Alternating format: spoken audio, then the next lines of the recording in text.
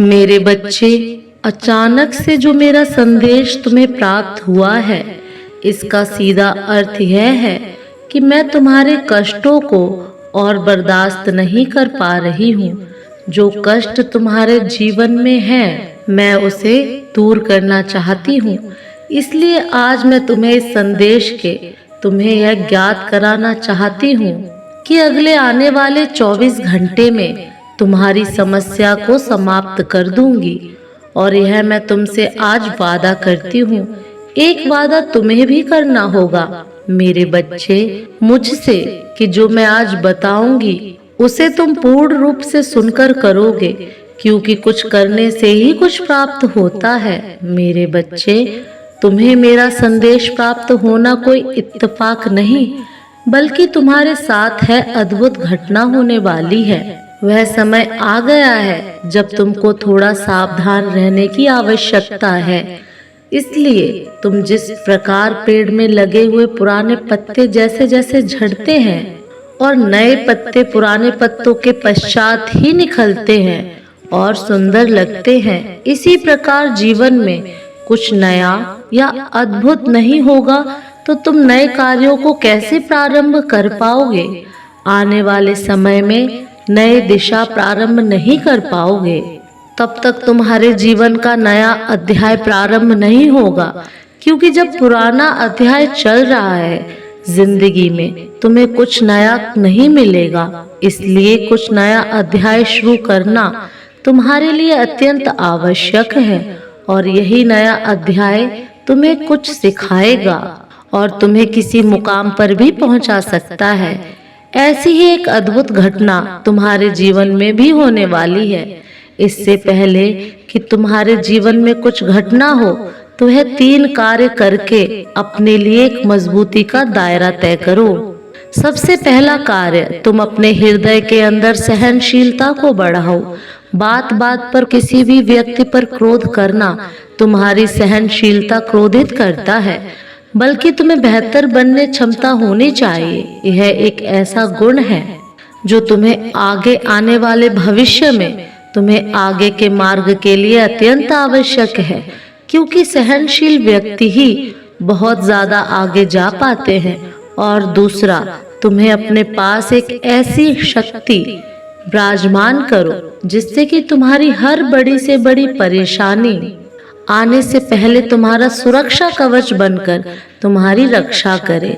और उसके लिए तुम्हें अपने इष्ट देव की आराधना नियमित रूप से करनी है। उनके मंत्रों का उच्चारण करते हुए तुम्हें उनका ध्यान करना होगा। और तीसरा, इससे पहले कि तुम्हारे जाने अनजाने में की गई गलतियों की सजा शनि देव दें, तुम्हें सोमवार के दिन एक पत्ते पर भोलेनाथ का नाम लिखकर भोलेनाथ के चरणों में चढ़ा देना है। भोलेनाथ की कृपा साक्षात तुम्हारे ऊपर हो जाएगी और शनि देव से स्वयं तुम्हें बचा लेंगे। मेरे बच्चे, स्मरण रखना कि मैं भी तुम्हें बचा लूंगी और तुम्हारी की गई गलतियों की माफी तुम्हें दिलाऊंगी। इसके साथ ही तुम्हारे जीवन में जो घटना होने वाली है, वह सारे घटनाक्रम को मैं रोक दूंगी। मेरे बच्चे, तुम्हारे जीवन में शीघ्र ही तुम्हारा मान सम्मान ऐसे समय पर तुम्हें वापस लौट आएगा जिस समय की तुमने काफी समय से उम्मीद लगा रखी है।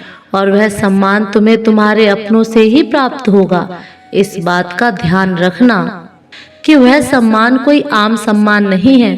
वह तुम्हारे परिवार के सदस्यों द्वारा सभी दुनिया वालों के सामने आएगा, लेकिन इसके साथ ही तुम्हें काफी बड़े बड़े कार्य को करना पड़ेगा। इसलिए तुम अपने अंदर इन 3 मेरी बताए हुए कार्यों को करके स्वयं भी देख सकते हो। तुम्हारे जीवन में तुम इस बात को कभी मत भूलना कि कोई भी बुरा वक्त जब तुम्हारे सामने आता है, वह भी तुम्हें आगे चलने के लिए बहुत कुछ सिखा कर जाता है। इसलिए किसी भी अच्छे बुरे समय से कुछ ना कुछ सीख लो जरूर। आगे के रास्ते चलने के लिए तुम जहां तक चले जाते हो, आगे का रास्ता तुम्हें जब दिखाई नहीं देता, लेकिन जब जिस स्थान पर तुम पहुंचते हो उससे कुछ दूरी का रास्ता साफ हो जाता है। मेरे बच्चे, आज तुम्हें इस बात को जानना आवश्यक है कि इंसान अपना चेहरा तो साफ रखता है जिस पर लोगों की नजर होती है, परंतु दिल को साफ नहीं रख पाता। वह सोचता है आज कौन से अच्छे कपड़े पहनने हैं जिससे मैं आज अच्छा दिखूं। यह मनुष्य हर रोज सोचता है, पर आज कौन सा अच्छा कर्म करूं जिससे मैं भगवान को अच्छा लगूं, यह कोई नहीं सोचता। मेरे बच्चे, एक बार एक व्यक्ति ने एक संत से पूछा, हम किसी के आगे सर क्यों झुकाते हैं? तो संत ने बहुत सुंदर उत्तर दिया, हमारी सारी चिंताएं हमारे मस्तिष्क में निवास करती हैं, और जब हम ईश्वर के आगे सर झुकाकर प्रणाम करते हैं तो वह चिंता हमारे मस्तिष्क से निकलकर ईश्वर के चरणों में पहुंच जाती हैं और हम चिंताओं के बोझ से मुक्त हो जाते हैं। आज मैं तुमसे केवल यही कहने आई हूँ मेरे बच्चे, अपनी अंतरात्मा को कभी मरने मत देना और अपने अहंकार को कभी साथ चलने मत देना, क्योंकि जब भी तुम कुछ गलत करने की सोचते हो तुम्हारी अंतरात्मा तुम्हें जरूर चेतावनी देती है, परंतु तुम्हारा अहंकार सुनने नहीं देता। इसलिए हमेशा अहंकार का त्याग करो। सुख और दुख दोनों ही जीवन का हिस्सा हैं। सुख इम्तिहान है तुम्हारे अहंकार का और दुख इम्तिहान है तुम्हारे सब्र का। हर परिस्थिति में खुश रहो, ईश्वर के शुक्रगुजार रहो, हमेशा उन्हें धन्यवाद दो। हे ईश्वर, जो कुछ आपने दिया, जो कुछ आपने नहीं दिया और जो कुछ आपने देकर ले लिया, उस हर बात के लिए आपका धन्यवाद। जो कुछ आपने दिया है वह आपकी कृपा है, जो कुछ आपने नहीं दिया उसमें हमारी भलाई है, और जो कुछ आपने देख कर लिया वह हमारा इम्तिहान है। जीवन में सब अच्छा ही हो ऐसा कभी नहीं होता। अच्छा बुरा दोनों को मिलाकर जीवन बनता है। अच्छे बुरे दोनों तरह के लोग जीवन में आते हैं। तुम्हें सबका धन्यवाद करते चलना है। धन्यवाद उन लोगों के लिए जो तुमसे नफरत करते हैं, क्योंकि उन्होंने ही तुम्हें मजबूत बनाया है। धन्यवाद उन लोगों को कहो जो तुम्हें प्यार करते हैं, क्योंकि उन्हीं लोगों ने तुम्हारा दिल बड़ा किया है। धन्यवाद उन लोगों को कहो जो तुम्हारे लिए परेशान होते हैं, क्योंकि उन्होंने ही तुम्हें बताया कि वह तुम्हारा कितना ख्याल रखते हैं। धन्यवाद उन लोगों को कहो जिन्होंने तुम्हें अपना बनाकर छोड़ दिया, क्योंकि उन्होंने तुम्हें यह एहसास दिलाया कि दुनिया में हर चीज आखिरी नहीं होती। धन्यवाद उन लोगों को कहो जो तुम्हारी जिंदगी में शामिल हुए और तुम्हें ऐसा बना दिया जैसा तुमने कभी सोचा भी नहीं था।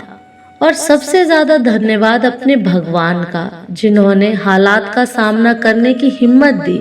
हे मेरे ईश्वर, अगर आपका कुछ तोड़ने का मन करे तो मेरा गुरूर तोड़ देना। अगर आपका कुछ जलाने का मन करे तो मेरा क्रोध जला देना। मेरे अगले संदेश की प्रतीक्षा करना।